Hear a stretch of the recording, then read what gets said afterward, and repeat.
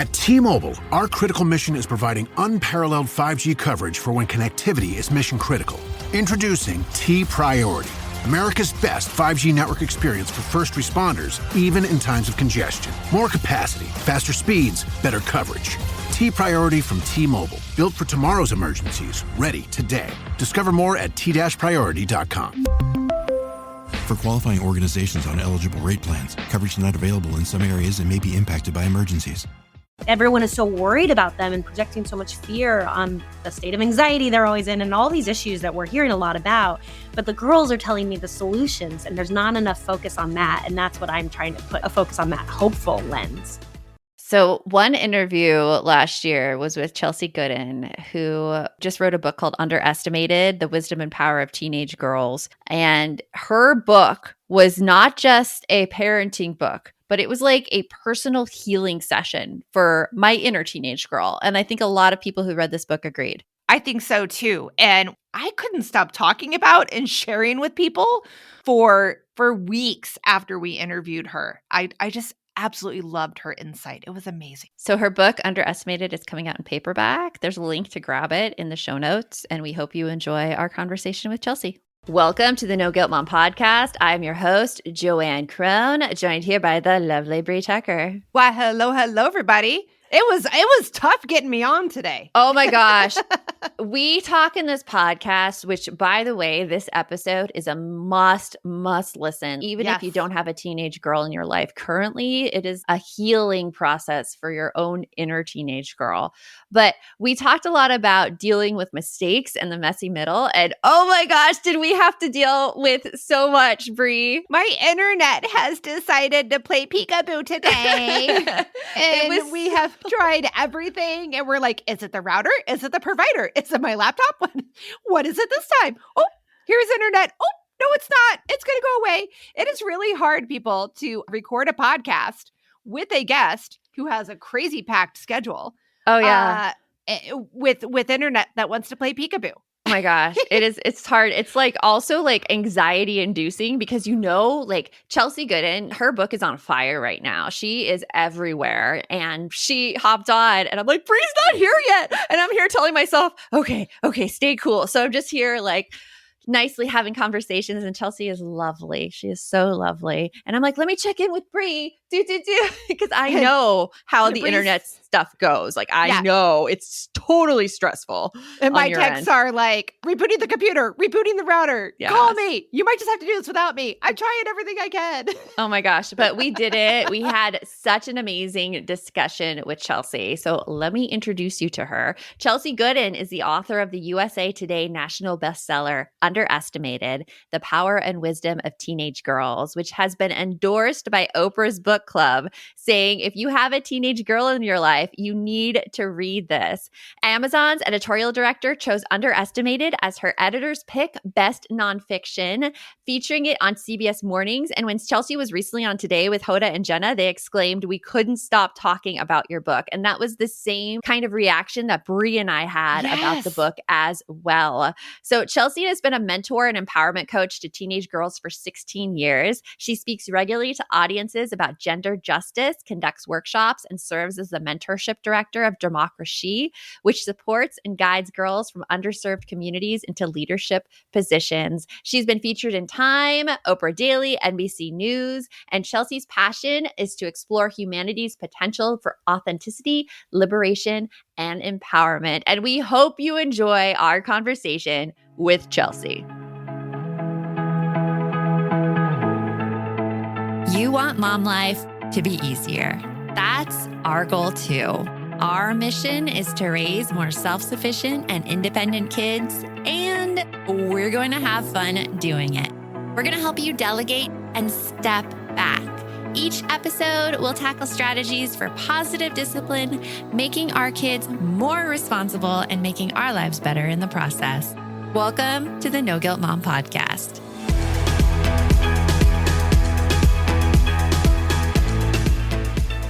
Chelsey, we're so excited to have you here at the podcast. I have honestly been talking your book up so much to our Balance VIP community and how amazing it is and how it's like a healing process for me as a mom, even though it's about teenage girls. So we're just so excited to have you here. Yeah, thank you for having me. So happy to be here. I think it's so interesting your perspective on this too, because a lot of parenting books, they're written by like PhDs and researchers and people who really go into it. And you have a very like almost on the street, in the trenches sort of view of this all. Tell us what your experience is working with these teenage girls. Right. Well, it is a different view because I have been invited into this super rare space of trust with these girls on this one-on-one time that isn't like a therapist or a teacher. It's a totally different dynamic.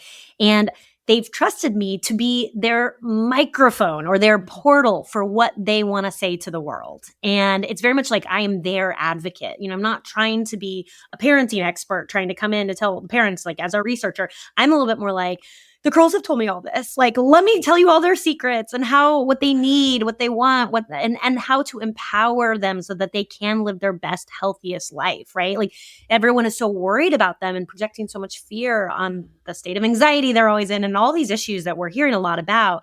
But the girls are telling me the solutions and there's not enough focus on that. And that's what I'm trying to put a focus on, that hopeful lens. It is like a secret club that you got invited to. And I just want to know where that invitation lies. As a mom of a teen girl, it is an elusive invite. Are you ready? Sure. I'm ready. I'm going to give you the secret. Yes. I can give you the secret. Teenage girls feel judged. Mm-hmm. They feel judged. I hear that. By everyone. I hear that. And I think as a parent, like we tend to be like, oh, nobody's judging you. It's fine. And that just devalues them, right? Like it just sucks. Yeah, no. The worth. Yeah.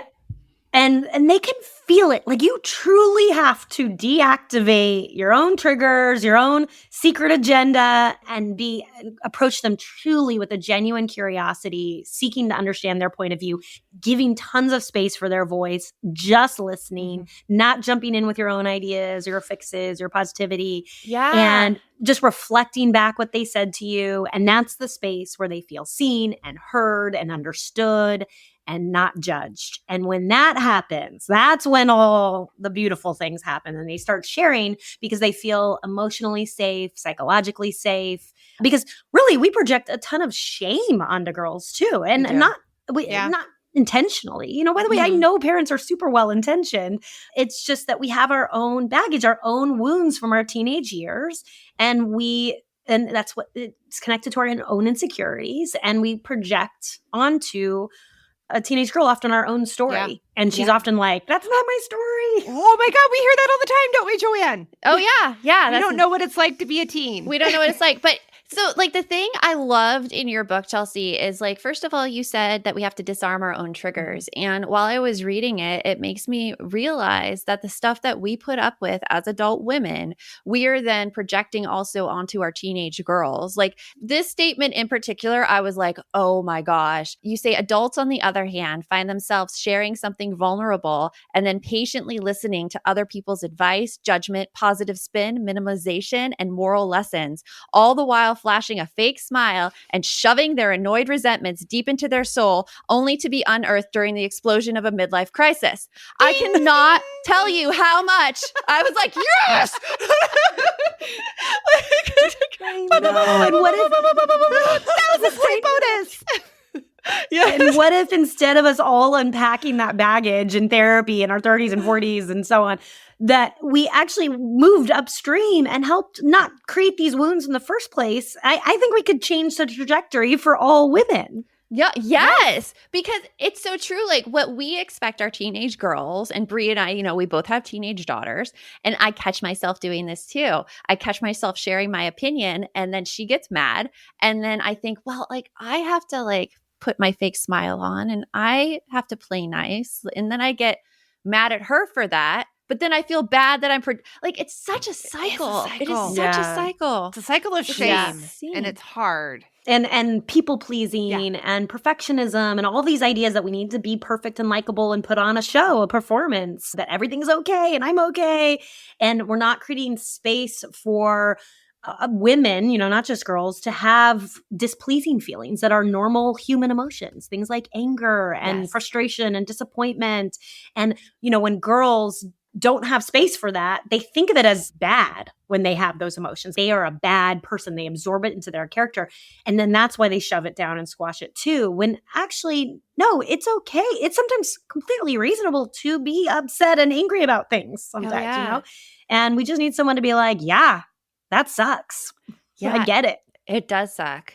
I want to talk to you a little bit about choice and when we give kids choice, because in the parenting world, choice is such a loaded statement, because the choices that most parenting experts say to give kids, they're not really choices at all. They're like, you do this one or you do this one, where there might be like another option like way over here in left field that we're not even considering. Exactly. Tell me where choice really fits in to our relationship with teenage girls. And teenage girls specifically are just starving for agency, having a say in things, having their voice considered and being a part of the conversation. Because the book is the wisdom, right, and power of teenage girls. So I always say, phrase everything as a question, where you really, honestly, one of my main go-tos is just, what do you think about that? What are your thoughts? And then I'll expand. How would you handle this? What do you think the solution is here? And I might have an idea in my head, but honestly, their solutions, I'm always like, oh, I hadn't thought of that. That's a really good idea. And when she does it, when she gets the agency and choice to try her own idea, then when it goes well, she's super empowered and she starts feeling that self-trust of like, oh, I make smart choices. I'm capable of this. My parent trusts me to make smart choices. And let's say she doesn't make maybe the best choice you thought she should make, right? And it's painful to watch. That being said, when it is her choice, it's also her mistake to learn from. And she will learn it more sincerely, rather than if we just project everything onto her, trying to buffer bad choices. She's not going to learn anything. And they need that dynamic space to make mistakes where it's safe. And again, with girls in particular, there's not a lot of room for them to make mistakes. They absorb it into their identity as if they're a failure. Whereas I see a difference when I'm working with boys. Boys are like, whatever, I made a mistake. Like they don't see it as this huge issue the way that the girls do. And I think, again, it's back to that perfection and likability, that a mistake is going to tell the world that they're not going to succeed, or, they have all this messaging that's going on inside their head. Yeah. But if we're just like, give them that space to make choices, good, bad, whatever it might be, but a safe environment to do it, and then affirm them. I'm always like, that was a smart idea. Oh my gosh, look how well that went for you. And that affirmation is so important for them to truly absorb. Oh, okay, I made a good choice. I can trust myself to do this. Yeah. Well, it's so interesting, like watching my daughter make choices, because I would love for her to be more confident in her choices. And she gets into this place where she can't make a choice. She has too many options, and she does internalize that whole, I'm a failure. If I make the wrong choice, it'll be horrible, everything like that. So like watching her go through that is a hard thing. So if you have a kid like that who is just so almost incapacitated by choices, what's something you could do to kind of guide them along and help them through it? Well, I like to make sure they know that it's not so black and white, right? Like I talk about the gray zone in the book. And so often we're thinking in binaries. Either I'm going to make the best choice or I'm going to make the wrong choice. And I love to explore that middle gray zone space with them and name it for them. Okay, well, you have all these choices. And I of course, I'm always reinforcing that there is no true right and no true wrong. And that these, we're always trying to go 0 to 10. And I talk in language with them about step 3, 4, 5, those middle zone steps, and how that's usually where we're existing. And it's a great place to exist. And I bring a lot of positivity to that space rather than just purely achievement focus. So often we're just trying to always get to 10 and always do the best. And instead, it's about giving a lot of good positive energy to that middle ground. That's a good thing. Brie and I actually were just discussing that teenagers are very black and white if we don't pay any attention to that middle ground. Like it's either horrible or it's good. And it's crazy to help them get out of it. There's so much good stuff in your book, and I cannot wait to dig into more, specifically how we don't have as much control over our kids' actions as we think and their feelings. And let's get into that right after this. So right now in our house, we are really into high protein stuff. My 16-year-old daughter's into high protein. My 11-year-old just said the other day that he wants to bulk up because he's so tired of being tall and skinny. Which is why I really love Thrive Market. They have so many on-site filters that it makes it simple to shop by the needs of everyone in the family. Like I could just search for high protein and it shows me everything that can deliver the protein goods for us. In fact, Brie, I found one of your favorite snacks. Did you? Yes, your magic spoon. Oh my gosh. So same with our house. This month, I am loving the Magic Spoon protein treats. They taste like Rice Krispie treats, guys. And it's 12 grams protein. Amazing. My daughter is obsessed with the Kind dark chocolate cocoa protein breakfast bars. Try to say that sucker 5 times fast. Anyway, she loves how she could just grab them, take them to go, eat them anywhere. They are so helpful. So if you're ready to make the switch, go to thrivemarket.com/NGM for 30% off your first order plus a free $60 gift. That's THRIVE market.com/NGM. thrivemarket.com/NGM. When I was younger, I struggled with an eating disorder, and there was so much shame and so much guilt involved in it that I never talked to anyone about it. I never got help for it, and I could have really used a resource like Equip at the time, and knowing that help is out there. Equip is a virtual evidence-based eating disorder treatment program that can help your child heal while staying at home. Built by experts in the field, Equip provides your family with a dedicated care team that can include a medical provider, therapist, dietitian, and peer and family mentors who have been through the recovery process and provide you with extra support. Equip treats all types of eating disorders, is covered by insurance, and has no wait list. If you are at all concerned about your child's eating habits, don't wait. Reach out for help now. Eating disorders don't go away on their own, and early intervention is key to helping protect your teen's mental and physical health. Visit equip.health/NGM to get a free consultation from Equip. That's equip.health/NGM. Imagine what's possible when learning doesn't get in the way of life. At Capella University, our game-changing FlexPath learning format lets you set your own deadlines so you can learn at a time and pace that works for you. It's an education you can tailor to your schedule. That means you don't have to put your life on hold to pursue your professional goals. Instead, enjoy learning your way and earn your degree without missing a beat. A different future is closer than you think with Capella University. Learn more at capella.edu. So we were talking before about giving teens choice and living more in that middle ground and not so much black and white. You have a great suggestion too about how to model that middle ground. What should we do there? Yeah, and we are modeling all the time. Don't underestimate how much that matters. And that I like to say out loud, "Oh, I'm just going to hold some space for imperfection right now, and I'm just going to do this imperfectly, and that's okay." Just kind of bring levity to it also, where again, it's not a part of your character. You're not beating yourself up in front of them. Where you're like, "Oh, I could have done that better."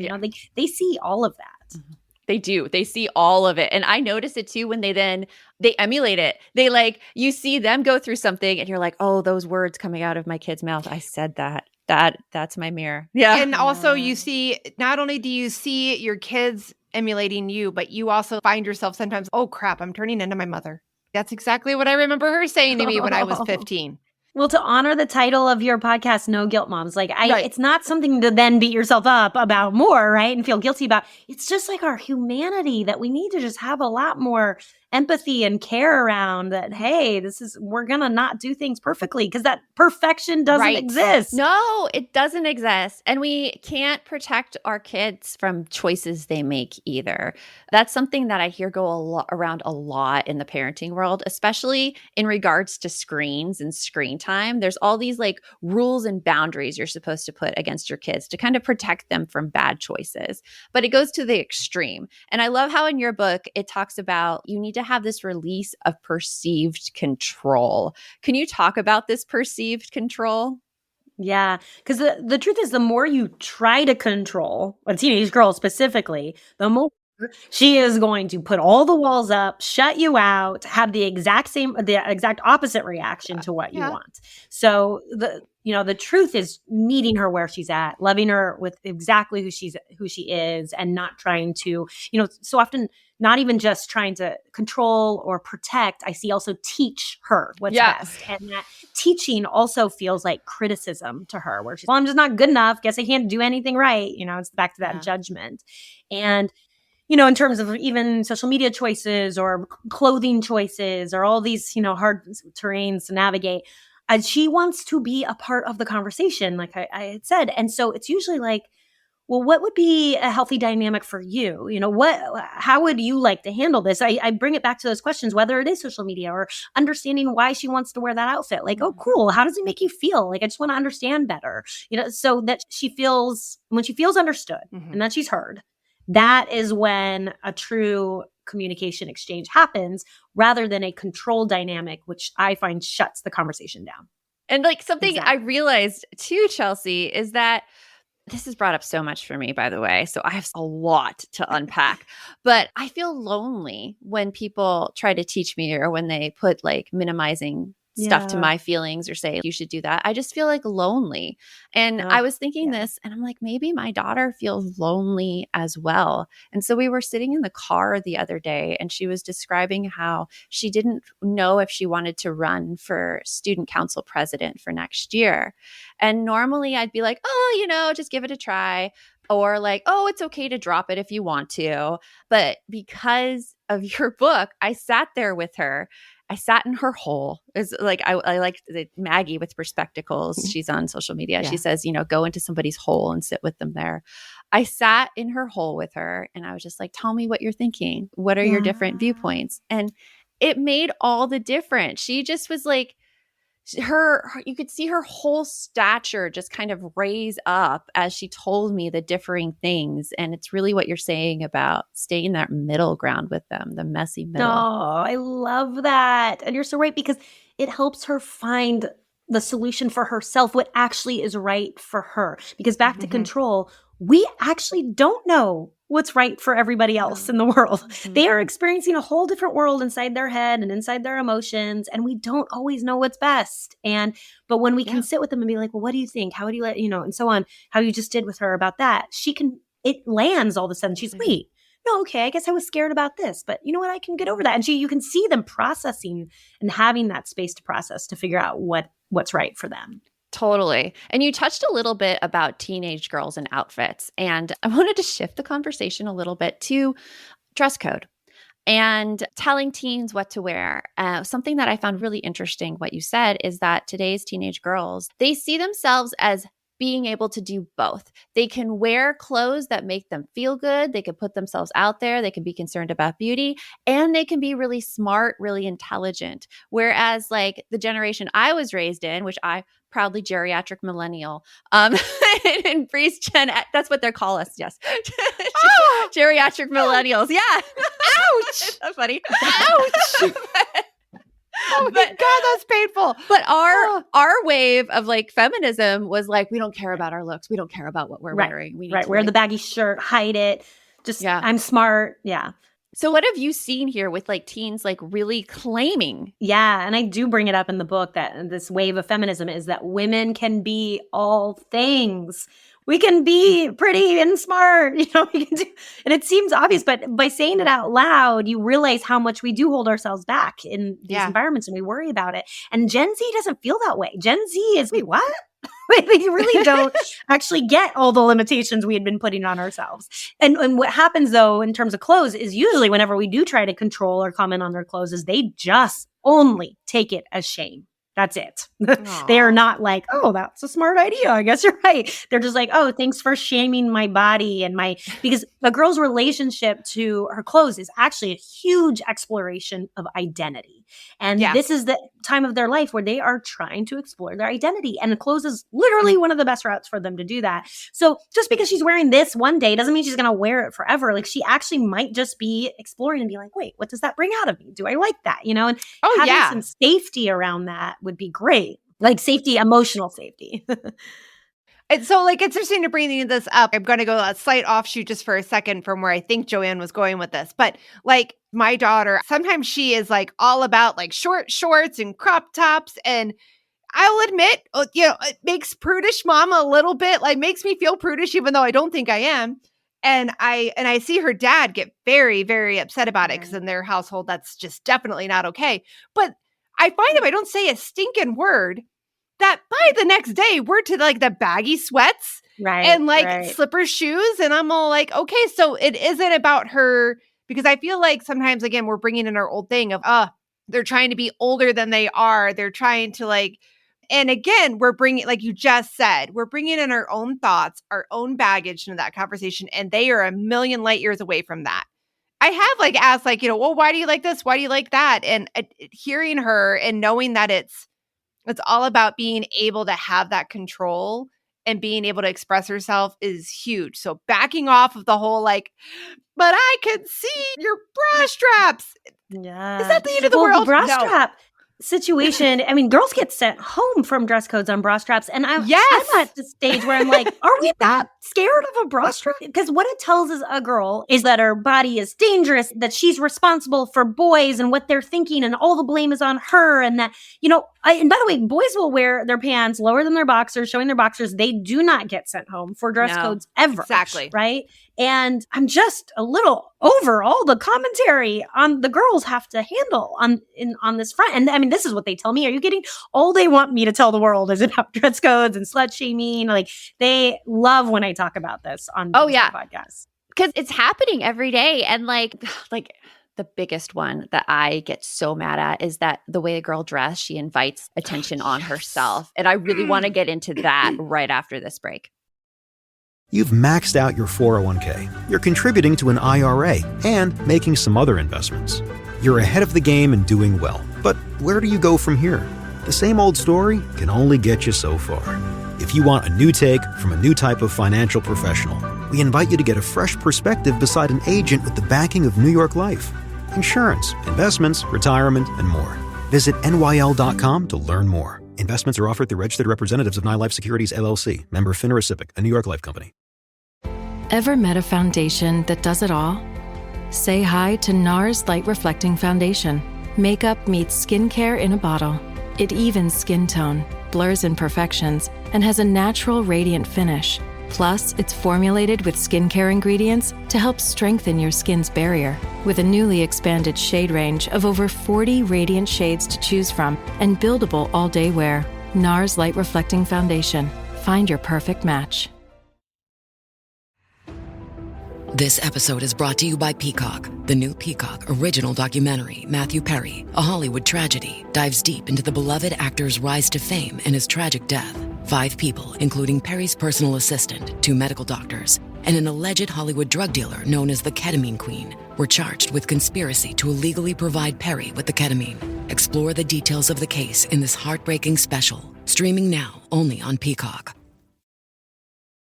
Let's dig into this comment, usually by the older generation, where a girl is like dressing a certain way and she's just going to bring all this unwanted attention. And Chelsey, go! Well, where the attention should be placed is teaching our boys what healthy, respectful sexuality would be, and not to objectify and sexualize the women in their girls in their life. Like, we can teach boys to be better. I don't understand why the girls have to handle all of this. Mm-hmm. And, I'm on the board of a nonprofit called A Call to Men, which is all about teaching that respectful, healthy masculinity to men and boys. And we're underestimating the boys and their ability to do this as well. And, if we're talking about gender-based violence, it's actually a male issue. And where's that coming from? Rather than, we've always called it violence against women, as if it was their problem to solve. And if women could have ended gender-based violence by now, we would have done it. Right? Totally. No, like, we need the participation of men in understanding where this is coming from. So this whole idea that the girl has to literally adjust her clothing to make sure she's not asking for it is such a problem. And again, all it does is create shame for the girl. Yeah. I'm interested. What do you do? Because I feel like schools hide behind language of it's not professional dress. And that's how they kind of justify sending a girl home for showing a bra strap or having a skirt that's not long enough for their guidelines. How do you recommend going up against that?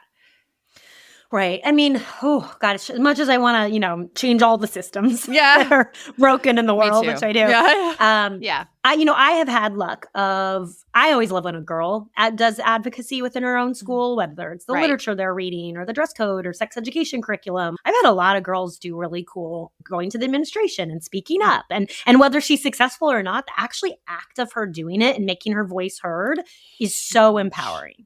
Right. So I always encourage her to do it rather than necessarily a parent kind of storming in. That being said, there can be some things that are an issue that I think it's totally valid for a parent to be like, hey, we do not support this. Right. And, a lot of people don't understand how bad sex education curriculum is these days, too. Oh, God. 18 states require that be medically accurate. Only 11 states require that consent be taught. So that explains a lot, again, how we're not helping boys. Yeah, you don't want to know what Arizona's criteria is. I was a 5th grade teacher, and I could tell you, so we split the class into boys and girls. We weren't allowed to talk about sex at all. I had to teach the 5th grade boys. I'm not allowed to put anything additional. Like, I have to read verbatim from a binder. Now, this was 10 years ago, but I mean, that is it. That is all they get. And all they got in 5th grade was like, this is your penis. Like, that's it. And the girls learn about their period, and then that's it. And they don't even know how to name the correct anatomy. The reason I've gotten more passionate about it, again, is because the girls keep telling me that they want this. So, I did 3 workshops of girls last week, and I presented like 32 different issues for them of what they wanted to dive into. And literally every single workshop, every girl in it was like, sex education, please, sex education. Like and it's not because they're like, everyone's so worried if you teach them about sex, they're going to go off and just have lots of sex. That's not the case. I know, These girls are super responsible. Ridiculous. They're super smart. They actually just want to make healthy choices, and they need information. They do. Yeah. They do. And it's so funny, that like reasoning, because it's like, you don't do stuff based on like information. You do stuff based on lack of information, because you're experimenting with it and figuring out like, okay, well, let's try this one or let's try this one. It's so but actually a couple girls on those workshops were like, my friend got pregnant and she's dealing with a teen pregnancy right now. And she was so upset for her friend. And she was like, she didn't know about birth control. I was like, oh my gosh, just the foundations and basics. Yeah, the stories from my high school, ridiculous. And I had several friends who ended up having like pregnancies in high school from like the craziest, again, not having knowledge. But one of them, after she went to Planned Parenthood and got on the pill, her mom threw them out the window and said, you're never going to need this anymore because you're not having sex again. And I'm like, oh yeah, because that works. That works so well. Yeah, exactly. It didn't work. I can tell you firsthand, it didn't help. Nope. Not one out of the 6 of us that were best friends were like, oh, yes, that's the route we're going to go. No. It's back to that control and how it actually creates the opposite effect, where they're actually just going to rebel and not like you and make choices that are not informed well because they don't have the information. Because they're doing it just to buck the system. Exactly. Right? Because I just want to be seen. I just want to be heard. And if this is how I had to be seen and heard. Well, and then this is where we are underestimating them too. Like the girls do make really responsible choices. I mean, they've talked to me a lot. I mean, even the quotes in that sexuality chapter I have in the book, these girls are giving really wise quotes about these issues. And that's, again, why I try to amplify their voices in this book, because we're underestimating how smart they are. Oh, yeah. I think like all of our children are completely underestimated how smart they are. And we as adults don't give them enough. We don't give them enough credit. We think that we can make all their decisions because we're the adults, and it just doesn't work out that way. And Chelsey, I've loved your entire book. I think everybody should go out and get it. What right now, besides doing this book, well, maybe it's in relation to the book, what exciting is going on for you right now? What are you looking forward to? Well, yeah, I'm still in the Heart of the Press tour and, on all the news shows and stuff, which I've loved. And honestly, the best thing that's been happening is that I've been getting DMs and feedback from women across the country reading this book. And it's just filled my heart up with all I wanted to do is make a difference. So please follow me on Instagram. Let me know they're reading it. Also, by the way, this is so perfect for a book club, for a mom book club. Yes. The way that the chapters are structured, where it's like people pleasing, self-doubt, shame, power, the media, beauty, all issues that we're all grappling with, and we all have something to say about, whether you've read the chapter or not. And it creates community among moms. Also, moms reading it with their teenage daughter has been really cool, creating conversations that way. So I'm really excited about that ripple effect. Ooh, I should recommend it to my daughter. Yeah, I was gonna say, I have to say one of my favorites also is like how for like the ADHD brain, at the end of every chapter, you have core insights. It's like, hey, remember how like you enjoyed this? Here's the main things I want you to take away from the chapter. And it has a quote from a teenage girl that really like helps bring it together. So I already told you this book is being sent to somebody special in my life. Some insights. Insights on a teenage girl. The anonymous little package on his doorstep. Chelsey, thank you so much for joining us today. Both of you are so wonderful. Thank you for amplifying these issues and having people hear them. It's so important. It's a really good thing you're doing. Thank you for the work you're doing. Absolutely. Yes. And go and get Chelsey's book, Underestimated, The Wisdom and Power of Teenage Girls. Even if you don't have a teenage girl right now in your life, you might in the future, and it's a healing process for you as an adult woman as well. Yeah, the healing your own inner teenage girl is really the heart of the book. Exactly. So thank you so much, Chelsey.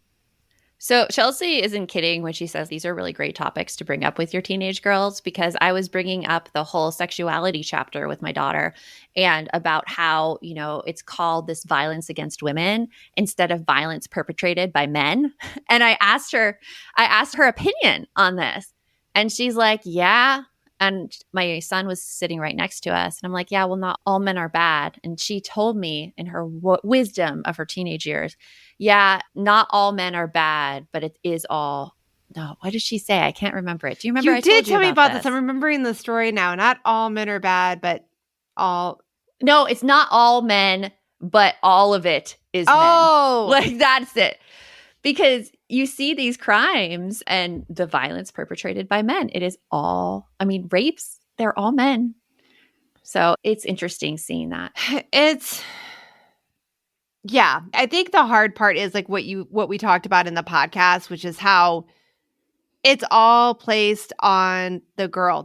And Chelsey talks about that in her book, like in general, like so much pressure is put on our teenage girls.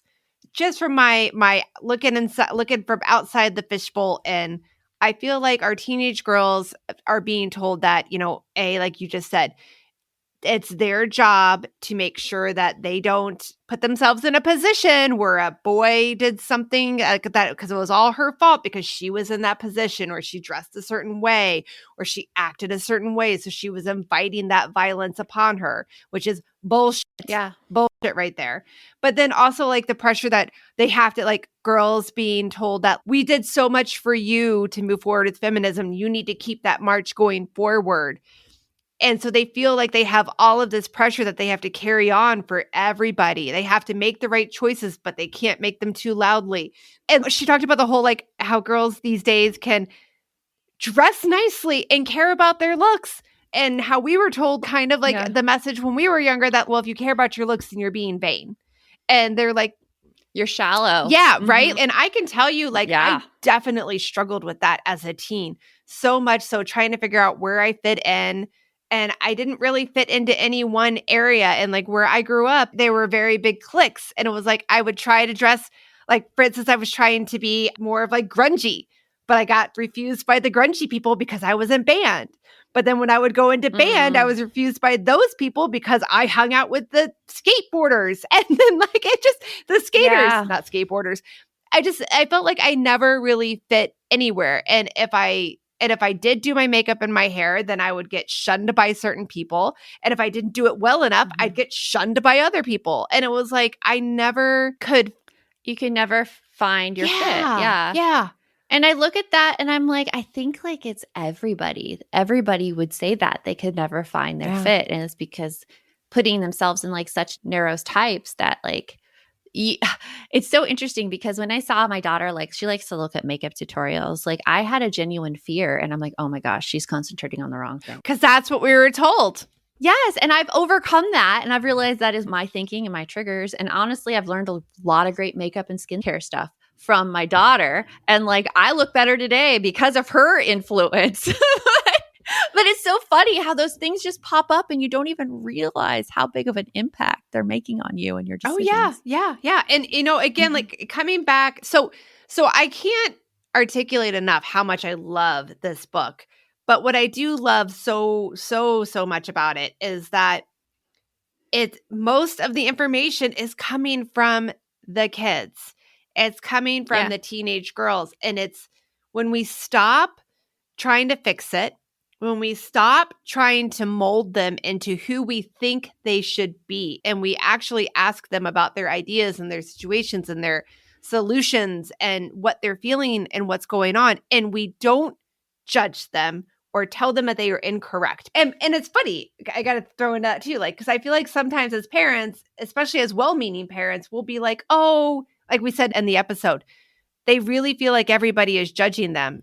And I think part of that is somewhat true. The society we're in right now, like there's social media, there's a lot more judgment that is fast and furious going on than what we had growing up with the whole F around and find out what happens in the 90s and 80s where we could hide things. We'll hear what's going on and they'll say like, oh, so-and-so's must be thinking I'm an idiot now. And we're like, oh, no. Because we know that they probably aren't. But right there, that's your feelings are not valid. What you're feeling isn't true. And what you just said to me isn't important enough for me to stop and listen. Yeah. And that's not what we mean. What we're trying to do is help make it better. Yeah. And that doesn't work. No. So it's like, been a hard lesson. You and I struggle with this a lot because we both have 2 kids. I have 2 teens right now, 17-year-old son just turned 17 and a 15-year-old daughter. And I have had to learn so much in terms of, for both of them, of just trying to stop fixing and trying to start listening and meeting them where they are. Yeah. It's a hard lesson for sure. I get accused all the time by my daughter that not everything has to be a lesson, Mom. And I'm like, oh, well, there's the teaching element. Here we go. And it's hard to take. I want to cry every time she says it. And last night, even, we got into a thing and she told me off that I made her feel bad. And I was just like, okay, I'm just not going to share my opinion. And that was rather passive aggressive of me, but then I just shut up. And shutting up was the best thing I did in that circumstance. Not crying, not making it a big deal, just shutting up. And sometimes that's the only thing we can do when we're so like, when our teens tell us something and we feel like we have been not humbled, but we feel like we've been attacked and we feel the need to defend ourselves. I think sometimes shutting up is the best solution, which is hard. My go-to on that one, I think, is I just say I'm processing. Because I am. Yeah, that's I'm like, and because sometimes they lash at you and then they're like, why? Why are you being quiet now? You're mad at me now, aren't you? And you're like, I'm processing. Yeah. Give me some time. I'm processing. That's a good one. That's a good one. I'm going to try that. Because I'm trying to figure out if I'm going to go scream, cry, or eat a pint of ice cream. I'm not sure which right now, but I'm not sure which. One of them's going to happen. I just got to figure out which one's coming first. Yeah. So go get Chelsey's book. Oh, this is phenomenal. Exactly. Get Chelsey's book. And remember, the best mom's a happy mom. Take care of you. And we'll talk to you later. Thanks for stopping by. If you'd like to support the show further, you can share episodes with your loved ones, leave a positive review, or follow us on social media at No Guilt Mom. You can also show your love by visiting our amazing podcast sponsors. We have a link in the show notes. Are you a parent in need of a laugh and a little escape? Look no further.